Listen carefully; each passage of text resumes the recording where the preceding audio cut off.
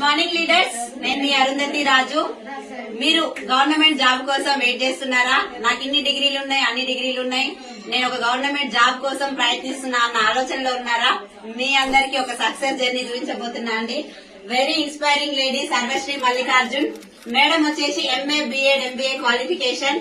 అక్కడ జాబులు రాకుండా ఇబ్బంది పడుతున్న టైంలో, ప్రిపేర్ అవుతున్న టైంలో ఒక వెస్టీజ్ ప్లాట్ఫామ్ ని పట్టుకొని ఒక మంచి ఇల్లును కూడా తీసుకుంది మేడం. మేడం జర్నీ మేడం మాటల్లోనే విందాం.